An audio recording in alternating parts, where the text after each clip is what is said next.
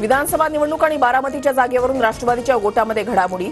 अजितदादांच्या पुण्यामधल्या निवासस्थानी रात्री उशिरा 2 बैठका, निवडणुकांची रणनीती ठरल्याची तटकरेंची माहिती। नवाब मलिक अजित पवार गटातच, अजितदादांच्या कोर कमिटीच्या बैठकीमध्ये नवाब मलिकांचीही उपस्थिती। मवियाच्या विधानसभा निवडणुकीच्या प्रचाराचा आजपासून प्रारंभ। मुंबईतल्या षण्मुखानंद सभागृहामध्ये मवियाच्या पदाधिकाऱ्यांचा मेळावा, प्रमुख नेते मार्गदर्शन करणार।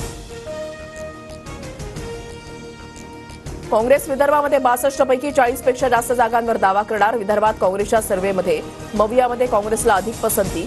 संभाव्य मतदारसंघामध्ये काँग्रेसच्या बैठका सुरू, सूत्रांची माहिती।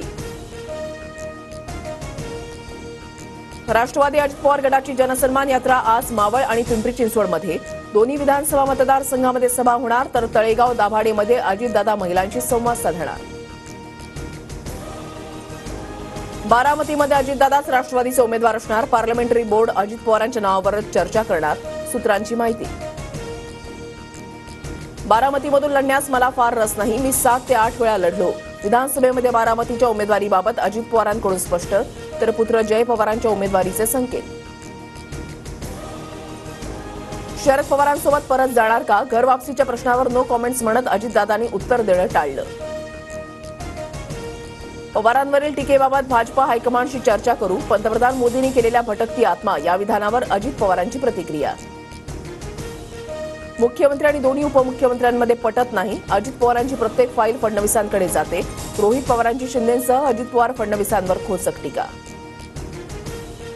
आमच्यात कोणताही वाद नाही, विरोधकांकडून बदनामी करण्याचं काम सुरू। मंत्रिमंडळ बैठकीमध्ये खडाजंगी झाल्याच्या चर्चांवर अजितदादांचं स्पष्टीकरण।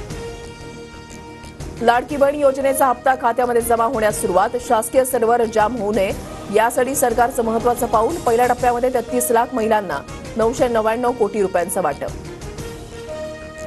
लाडका शेतकरी झाला, लाडकी बहीण झाली, लाडका भाऊ झाला, आता तुम्ही लाडकं सरकार पण लक्षात ठेवा। विधानसभेच्या पार्श्वभूमीवर मुख्यमंत्री शिंदेंचं वक्तव्य। लाडक्या बहिणींना पैसे मिळू नयेत म्हणून सावत्र भावांचा प्रयत्न, खोडा घालणाऱ्यांना जोडा दाखवा, मुख्यमंत्री शिंदेंचा विरोधकांवर निशाणा। माहितीमधले काही महाभाग योजनेमधील पैसे परत घेण्याचं वक्तव्य करतात।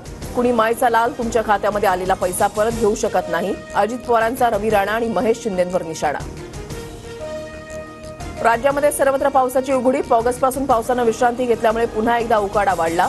पुढील काही दिवसात मुंबई, ठाणे, पालघरमधील काही भागात हलक्या सरींची शक्यता।